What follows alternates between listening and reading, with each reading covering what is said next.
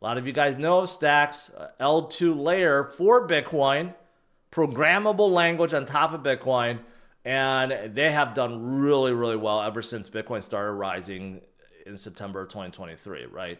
And now they have this like grant program, so anyone that is going to be programmed on top of Stacks, they can actually try to win a prize pool of 10,000 stacks. So you can submit, and again, it's a grant program, right? That's great. A lot of dApps are building on top of Bitcoin, and most of them are using Stacks. But that's not all. Stacks also partnered up with this other institutional service, Haruku. Okay, and they're going to hopefully bring institutional people into Bitcoin, right? Utilizing Stacks. So that's pretty good. And also Stacks itself, the TVL of Stacks is quite high and continues to grow. So Stacks is definitely one that you want to pay attention to, especially if you're a Bitcoin lover, right? Bitcoin has a lot of things going on. Not only is it a medium exchange, a store of value, but now it's a programmable layer too. And we have seen many innovations, a lot of dApps and a lot of tokens and runes and NFTs all being built on Bitcoin. Polygon unveils $1 billion grant over the next 10 years. I think that's a little far out. 10 years. I'm not even sure Polygon is going to be around in 10 years, to be quite honest, okay? But $1 billion grant to foster blockchain development over the next year. And also, here we go. Largest bank in Brazil opens cryptocurrency trading to all users.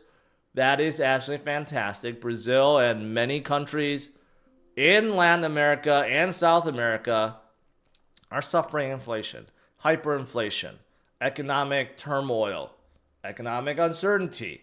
And the best way to fight it is by buying Bitcoin and crypto, just like in the US, right? So the more people that are exposed to it, the better it is.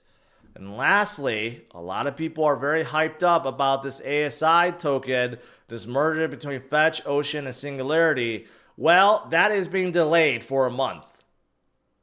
So it's supposed to be like this week, but now it's being delayed a month. I don't know why. Maybe because of the market, because of the market turmoil. I don't know the exact reason why, but it's coming. It's coming. All right, what else is there? Well, today was not a good day for ETFs. Actually, one of the biggest outflows we have seen in quite some time. Grayscale had a minus 121 million outflow. Grayscale just continues to get weaker and weaker, and all that Bitcoin just flows straight into BlackRock. Still don't know why. Grayscale still has the most massive outflows even today, even after selling more than half the Bitcoin that they hold. The exodus out of Grayscale is still massive. I don't understand it. I haven't heard a good explanation yet. But ARK also had a massive outflow, minus 56 million. And some of the others had outflows, but not BlackRock. BlackRock had zeros, but overall right now it looks like it's a minus $200 million day. Not so good. And again, not unexpected considering leading up to FOMC meeting, we usually see this. We usually see volatility. We see markets being spooked because people are trying to anticipate what to expect. People are guessing, what Powell's going to do. Every single time we have FOMC meeting, that's what happens, right? So this actually isn't all that surprising. It does seem like some miners are selling. So some people may be wondering, well, if the ETFs are buying so much, why is Bitcoin's price not moving, right? It could be the miners are selling. It looks like there are a great number of Bitcoin being transferred to the OTC brokers because some of the miners are looking to sell. And it does make sense that the miners do want to sell because it is much more difficult for them to make a profit right now. After the halving event, I think people don't realize it is now twice as difficult to make the same amount as before because now you get rewarded with half the amount of Bitcoin you used to. So a lot of these miners are looking to expand, right? They can't stay the same. The hash rate continues to go up. The difficulty continues to go up. So they need to expand. They need to buy more land. They need to up their supply.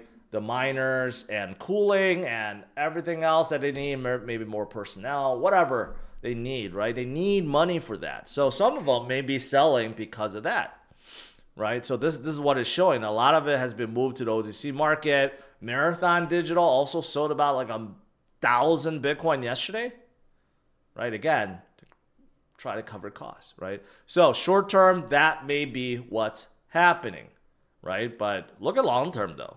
Look at long term. Even though, yeah, this last month, you could see like a slight dip, but look at what's been happening long term since 2021. The holdings been going up. In fact, it has tripled or almost quadrupled from 4K to 16K, right? So even though there may be periods of short-term selling, overall, all the miners are still holding. They continue to hold more and more and more and more over time. Again, removing Bitcoin out of the circulation, just like the ETFs are, right? The miners are doing the same thing. That's why, over time, you see Bitcoin, the reserves on exchanges, continue to drop lower and lower and lower from 3-point-something million in 2020 and now almost below 2 million now, 4 years later, right? There's a reason for that because long-term holders are buying and then miners are adding more to their balance. We got public trade companies now adding like MicroStrategy. Now ETFs are adding, right? Ultimately, Bitcoin is going to continue higher because there's more demand than supply. That's what it comes down to. And short-term volatility means nothing. Well, it does. I shouldn't say nothing. Some people do care. Some people, you know, don't understand. They don't have a lot of money. I get that. But if you're going to truly make money, build wealth, life-changing wealth with Bitcoin and crypto, you need to think long-term. You need to think years out, not weeks out, not months out, years out. And years out is not that long. And it's the fastest moving asset on the planet. Annualized return of 144% per year. So if you have to wait a year, if you have to wait 2 years, so what? But here's the thing. We don't have to wait that long. We're already past the halving event. Okay? We're in the parabolic bull cycle already. There's only a year and a half before the end of the cycle. We don't have to wait years. We're already in it. All you have to do is stay strong and hodl. That's all you need to do. If you want to comment on anything I've said in this video, make sure you head over to the Roundtable. The Roundtable is a new social media platform created for conversations. And best of all, it's spam-free, bot-free, unlike here on YouTube. And you could have conversations with me and others like Altcoin Daily, Scott Melker, Mauro Nafal, and many others are joining daily. And you also get rewarded in tokens for doing so. So check out the new Roundtable. Click the link in the description below.